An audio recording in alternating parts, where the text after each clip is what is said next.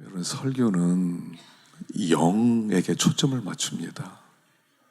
여기서 설교하는 것은 여러분 육신 잘 되십시오 이렇게 설교하는 게 아닙니다. 여러분, 교회 와서 너무 위로를 받으려고 하지 마세요. 하나님의 말씀을 들으려고 하세요. 이 위로받을 수 있는 길은 여러 곳이 있습니다. 그러니까 하나님의 말씀이 우리에게 위로예요. 여러분, 우리가 지금 여기에 참여하고 있지만 설교를 들었다고 해서 들은 게 아니에요. 구원도 똑같지요. 예수님이 이 땅에 오셨어요. 십자가에 죽으셨어요. 부활하셨어요. 믿으면 구원입니다. 아, 그래요? 그럼 믿지요. 그건 믿는 게 아니에요. 믿는 거는 성령의 눈을 밝혀주셔야 돼요. 믿는 건 내가 믿는 게 아니에요. 내가 믿는 건 신념이에요. 그건 신념이에요. 그러니까 믿는다는 것은 그가 믿게 해주시는 거예요. 그가 성령이 내 안가운데 오셔서 마음에 깨달음을 주시는 거예요. 예수님께서 깨달아라, 이 말씀이 여러 번 하시잖아요. 깨달아라. 듣고 깨닫는 자마다 열매 맺는다. 깨닫는다. 여러분, 깨닫는다는 게 뭐냐면 성령이 역사로 알게 된다, 이런 뜻이에요. 성령이 역사하지 않으면 나 그거 알아요. 나 이거 다 외워요. 뭔 소용이 있어요? 나와 관계없어요. 여러분, 신앙생활은 자꾸 이원화시키지 마세요. 지식과 내 삶을 이렇게 하나로 만들어야 되거든요. 근데 지식과 나를 자꾸 나누어요. 나 그거 알아요. 근데 그것과 관계없이 살아가요. 그건 깨달은 게 아니에요. 성령의 조명으로 들은 게 아니에요. 귀로 들은 거예요. 영으로 들은 게 아니에요. 성령이 가르쳐 주셔야 가르쳐진 배우는 거예요. 그래서 우리가 하나님께 간절히 기도해야 되는 게 뭐냐면, 하나님, 성령께서 역사해 주세요.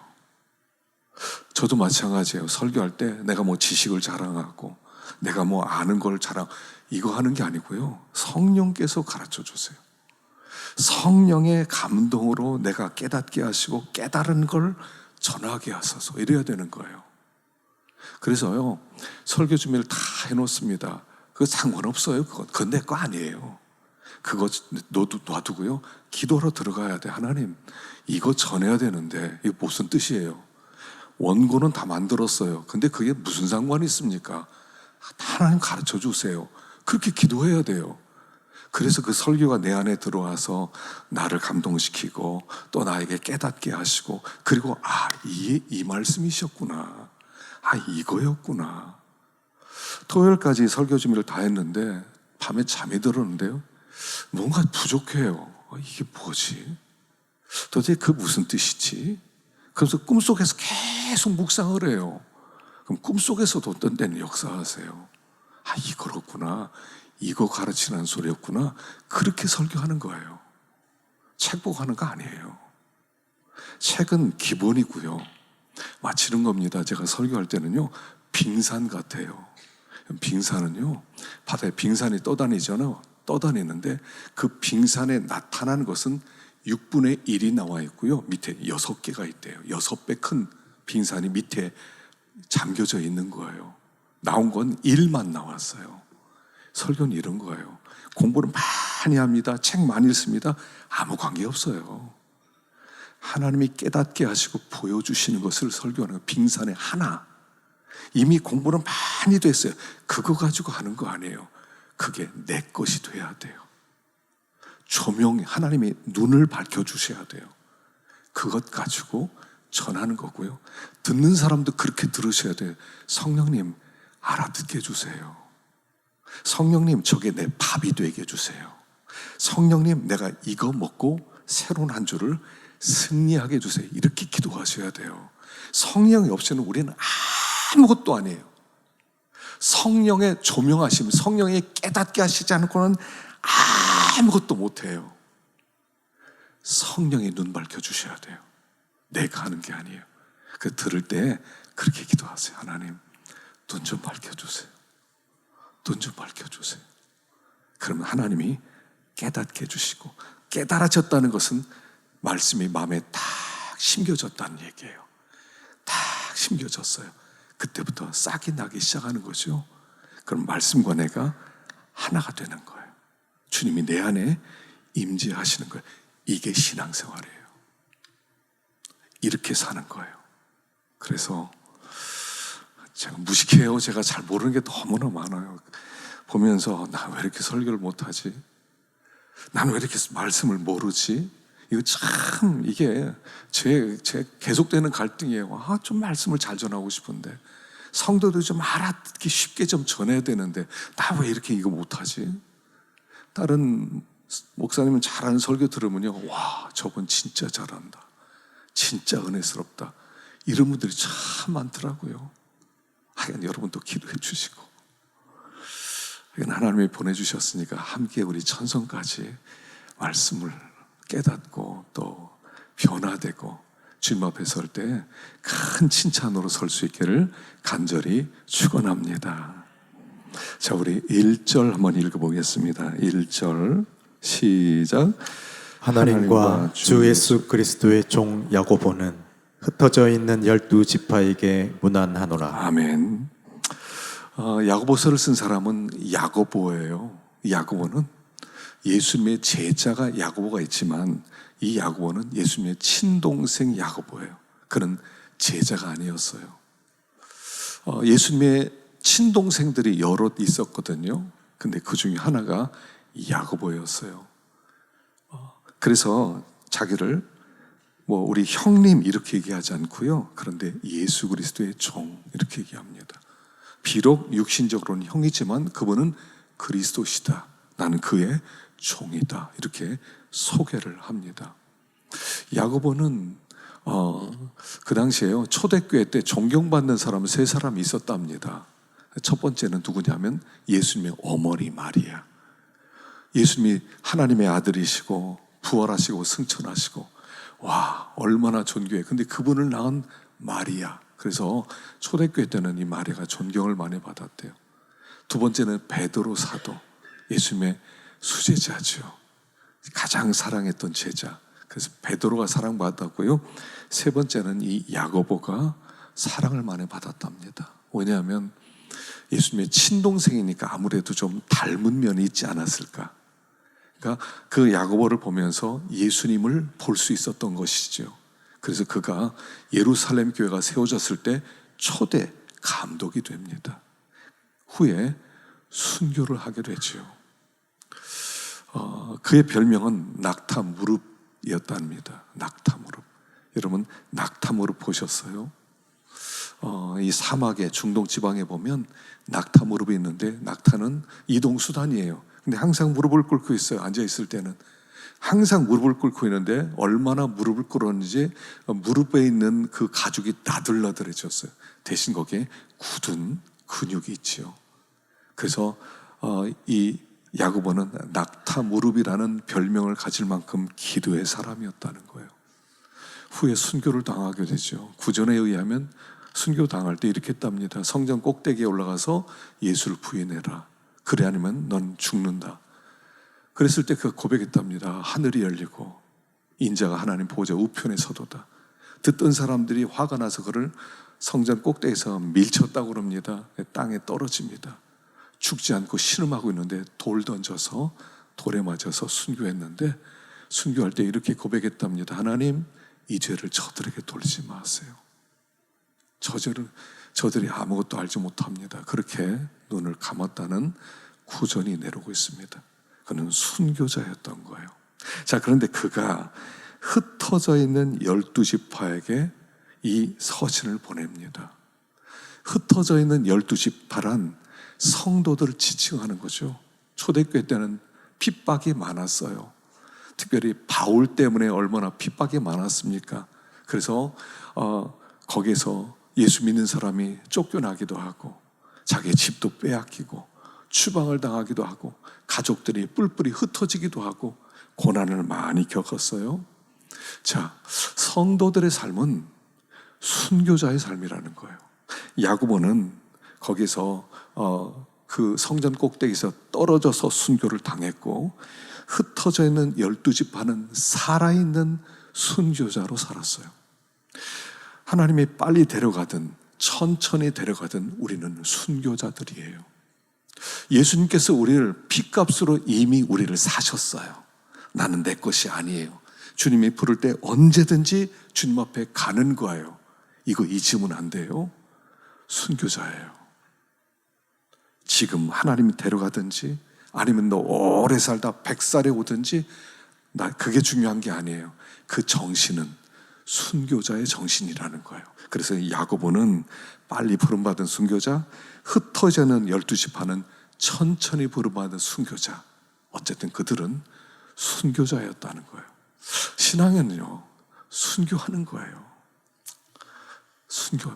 순교는 우리의 영광인 것이지요. 그래서 우리의 목표는요, 순교자가 되는 거예요. 이거 잊으시면 안 됩니다. 나는 순교자가 될 것이다. 항상 이 믿음 가져야 됩니다. 그가 이 편지의 가장 첫 번째 쓴 게 오늘 본문이에요. 2절 보겠습니다. 2절 시작. 내 형제들아 너희가 여러 가지 시험을 당하거든 온전히 기쁘게 여기라. 여러 가지 시험을 당하면 온전히 기쁘게 여겨라. 여기에 너희는 시험을 만날 거라는 전제가 있어요. 신앙생활은요, 시험 가운데 노출되는 겁니다. 시험이 없으리라고 생각하지 마세요. 여기 시험 그럴 때는요, 시련 이렇게 바꿔도 돼요. 시련, 어려움, 그런 문제들, 고난 이렇게 바꿔도 돼요. 여러분, 신앙생활은요, 예수 믿으면 행복 시작 이런 거 아니에요. 예수를 믿으면 물론 주님을 영접해서 제일 큰 복을 받았기 때문에 참 우리는 복된 행복한 사람이에요. 근데 가는 그 길은 결코 만만하지 않아요. 여러분, 기독교와 종교는 다르다고 그랬죠. 우리는 종교 생활하는 게 아니에요. 우리는 신앙 생활하는 겁니다. 종교 생활은 뭐냐면 내가 하나님을 믿음으로 말미암아 하나님의 도움 받아서 이 땅에서 아무런 문제가 없고 고난도 없고 모든 게 평탄하고 일이 잘 풀리고 그리고 사업을 하면 사업이 막 열리고 우리 아이들 건강하고 대학 다 들어가고 좋은 직장 들어가고 그래서 하나님 도와주세요 한다면 기독교는 종교예요. 근데 기독교는 뭐냐면 우리 하나님은 인격자세요. 우리를 부르셨을 땐 어떤 뜻을 가지고 부르셨어요. 하나님은 어떤 계획과 목표를 가지고 나를 부르셨어요. 그게 뭐냐면 온전케 되는 거예요. 그래서 이 야고보서의 주제 중에 하나가 뭐냐면 온전하라는 거예요. 하늘에 계신 너희 아버지가 온전하니까 너희도 온전해라. 이게 야고보서의 큰 주제 중에 하나예요. 그래서 여기서도 온전히 기쁘게 여겨라. 온전히 기쁘게 여겨라. 또 인내를 온전히 이루어라. 이는 너희로 온전하고 구비하여 조금도 부족함이 없게 하렴이라. 그래서요, 온전케 되는 것이 이 야고보서의 큰 주제예요. 하나님의 계획은 너희를 온전하게 만드는 거다. 그래서 이 온전하다는 이 단어가 7번 나와요. 이 야고보서에. 온전하다는 뜻이 뭐입니까? 조금도 부족함이 없는, 흠이 없는, 점도 없는, 주름 잡힌 것도 없는 완전한 사람 만드는 게 하나님의 계획이라는 거예요. 하나는 우리가 세상에서 고생 하나도 안 하고 문제도 없고 그리고 나서 잘 먹고 잘 살고 이게 목적이 아니라는 거예요. 하나님 우리가 세상에서 좀 고생을 하더라도 너희들 하나님 눈에서 볼 때 부족함이 없는 사람 되는 거 이게 내 계획이다. 그래서 우리에게 시험이 있는 거예요. 시험이 없었으면 좋겠다. 그렇게 생각하지 마세요. 하나님 시험이 있으면 잘 이기게 해주세요. 이렇게 기도해야 되지. 하나님 예수 믿었는데 이게 뭡니까? 예수 믿는 사람이 이렇게 하면 세상 사람들 다 뭐라고 하겠습니까? 누가 세상 예수 믿겠습니까? 나 좀 잘 되게 해주세요. 그건 예수님을 부처님으로 바꾸는 거예요. 신령님으로 바꾸는 거예요. 내가 연단 가운데 있고 고난 가운데 있다고 세상 사람이 날 보고 저 기독교는 왜 저래? 욕 안 해요. 걱정하지 마세요. 내가 돈 부자 된 걸 보고 나 예수 믿겠습니다 이러질 않아요. 변화된 나를 보고 당신처럼 되고 싶습니다 이러지. 여러분, 돈 많은 사람 보고 나 저 사람 따라가겠습니다 이런 사람이 어디 있어요? 걱정하지 마세요. 그러나 변화되기를 소원하십시오. 하나님이 우리를 계획하신 것은 뭐냐면 이런 시험을 통하여 우리를 거룩하게 만드는 거예요. 이게 있는 게 다행이에요. 하나님의 아들이기 때문에 시험이 있는 거예요. 자, 히브리서 12장 6절 읽어보겠습니다. 히브리서 12장 6절 시작. 주께서 그 사랑하시는 자를 징계하시고 그가 받아들이시는 아들마다 채찍질하심이라 하였으니 너희가 참음은 징계를 받기 위함이라. 하나님이 아들과 같이 너희를 대우하시나니 어찌 아버지가 징계하지 않는 아들이 있으리요. 징계는 다 받는 것이거늘 너희에게 없으면 사생자요 친아들이 아니니라. 자, 징계할 때 아들은 징계해요. 그 아들이 아니면 관심이 없어요. 하나님이 우리를 선택하셨으면 반드시 징계를 통해서라도 바로 세우신다는 거죠. 시험이 있다 하는 뜻은 뭐냐면 하나님의 아들 맞구나 이러면 돼요.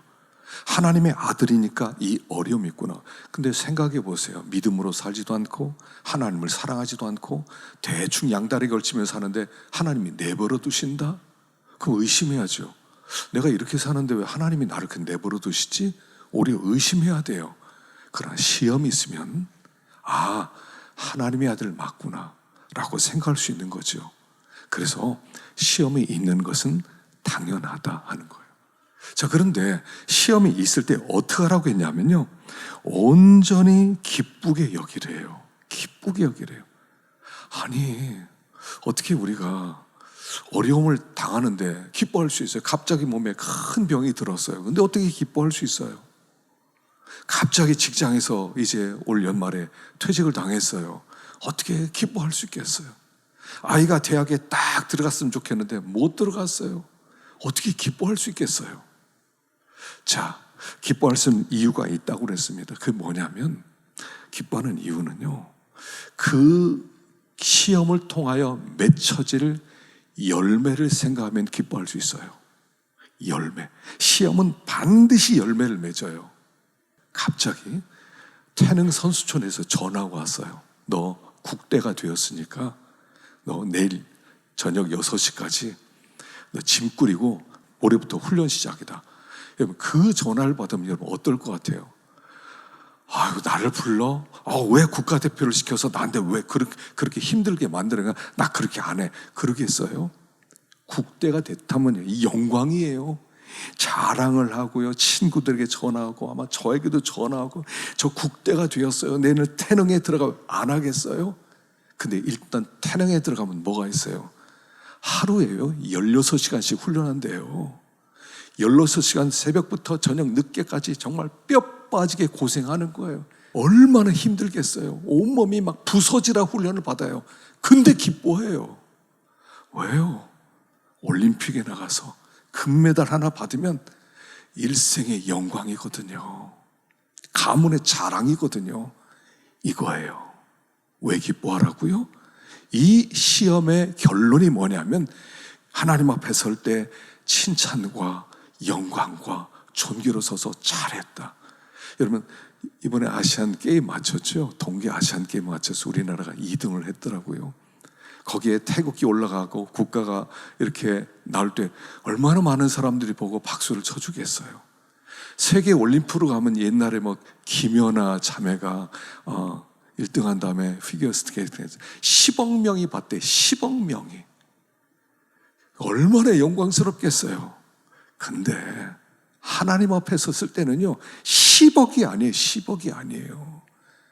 하나님 앞에 섰을 때는 수백억이 모든 걸 보고 박수를 쳐주는 거예요. 하늘의 천사들도 박수를 쳐줘요. 비교가 안 되는 거예요. 우리가 그 일에 부름받은 사람이 시험이라는 거예요.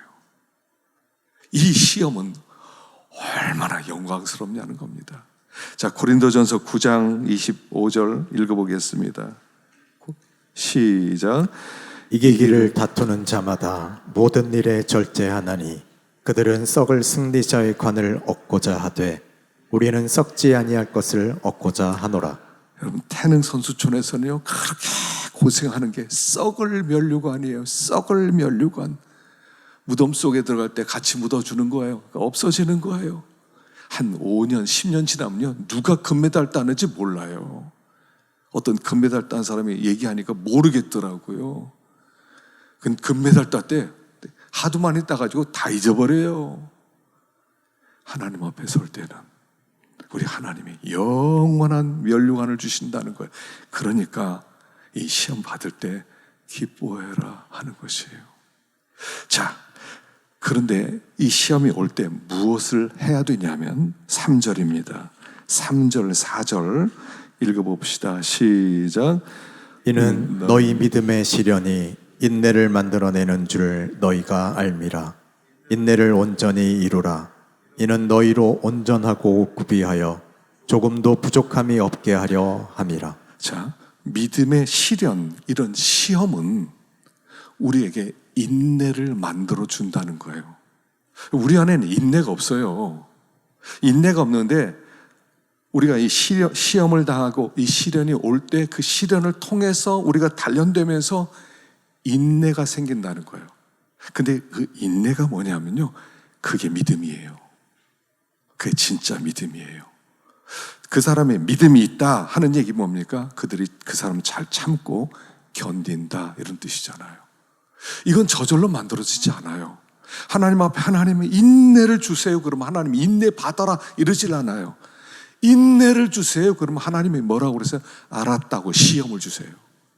그리고 시험을 통과하는 과정 속에 참고 견디는 힘이 생기게 만드세요. 또 참게 하시고 또 참게 하시고 참게 하시고, 참으면서 우리 속에 있는 그런 찌꺼기들, 하나님 앞에 옳지 않은 욕심들, 옳지 않은 인격적인 부분, 그걸 다 빼내세요. 온전하게 만드는 거예요. 그래서 시험이 오면 인내해라 하는 것입니다. 뭐든지요, 인내하지 않고 만들어지는 거 없어요. 그럼 미당 서정주 씨의 국화옆에서라는 시 있잖아요. 한 송이 국화꽃을 피우기 위해 봄부터 서쪽새는 그렇게 울었나 보다. 또 뭐 한 송이 국화꽃 피우기 위해 뭐 천둥은 뭐 먹구름 속에서 그렇게 울었나 보다. 한 송이 국화꽃 피우기 위해 가을에 무서리가 그렇게 내리고 나는 잠도 안 왔나 보다. 여러분, 꽃 한 송이 피는데도요, 시간이 흘러야 되고요, 그리고 많은 고난을 겪어서야 꽃 한 송이가 피어지는 거예요. 쌀 한 톨도요, 여름에 그 고생해서 농부들이 땀을 흘리지 않고는 쌀 한 톨도 맺혀지지 않아요. 이 땅에 좋은 것들은 다 인내를 통해서 맺혀지는 거예요. 하물며 우리 믿음은 얼마나 더하겠느냐, 이런 뜻이에요. 여러분, 진주가요, 여러분, 진주 하나 만들어지는데 보니까 진주 양식을 이렇게 하더만요. 진주 조개를 가져다가요, 거기 입을 살짝 벌리고 핀셋으로 핵을 하나 심어줘요. 보통 한 5mm, 6mm 정도 되는 핵을 넣어준대요. 작지 않죠? 5mm짜리예요. 작은 걸 넣어준대요. 그러면 이게 조개가 아프니까 그걸 점액질로 감싸는 거예요. 그래서 6mm에서 8mm에서 2mm 자라는데 2년 걸린대요. 근데 그거 어떻게 하냐면 이 조개가 전심을 다해서 자기 점액질을 그 핵에 자꾸 싸는 거예요. 또 싸고 몇 번을 싸냐면 2,000번 정도 싸야 된대요. 2,000번을 싸내야 2mm가 자라는 거예요. 근데 이게 조개한테 얼마나 힘든 일이냐면 핵이 들어가서 진주를 품은 조개는 생식 기능을 잃어버린대요. 알을 까지를 못해. 너무 힘드니까 전심전력 다 한다고. 그래서 8mm짜리 나온대요. 근데 진주조개 제대로 된 건요 9mm가 넘어야 된대요. 9mm 넘는 건 찾기가 어렵다는 거예요. 그렇게 어려운 거예요. 진주는요 조개 아픔이고 조개 인내예요. 인생 천물을, 시험이란 이런 겁니다. 하나님이 허락하신 시험은요, 전심전력을 다해서 그걸 품고 참고 기다리고 기도하고 그러는 가운데 믿음이라고 하는 것, 정말 연단단 받은 믿음 하나가 다 만들어지는 거예요. 하나님 보시기에 참 아름답다, 하나님 보시기에 참 쓸만하다, 요 믿음이요, 요 하나가 이렇게 만들어지는 거예요. 하나님이 이거 만들려고 여러 가지 시련을 주시고 어려움을 주세요. 그래서 참지 않고 만들어지는 것은 없어요. 인내하는 거예요. 근데 인내는 내가 이빨 물고 참는 거 아니에요. 내 속에는 인내가 없어요. 어떤 사람은 이런 어려움 저런 어려움 산전수전 겪으면서도 인내가 없는 사람이 있어요. 인내를 못 만든 사람이 있어요. 인내는요, 성령의 열매이기 때문에 그래요. 성령은 오래 참고 그 성령이 함께 나와 함께 역사해서 만들어 가는 게 인내예요. 내가 인간적으로 참겠습니다. 그냥 이빨 물고 참아 뭐죠? 제가 한번 해보겠습니다. 이런 거 아니고요. 성령께서 함께 나를 위로해 주시고 성령께서 함께 그 짐을 져주시고 성령께서 함께 동행하실 때 맺혀지는 게 인내예요. 그래서 이거는요, 인내한다는 것은 기도한다는 뜻이에요. 하나님 도와주세요. 주님 불쌍히 어려운 일이 왔어요. 견딜 수 없는 일이 왔어요. 또 엎드리는 겁니다.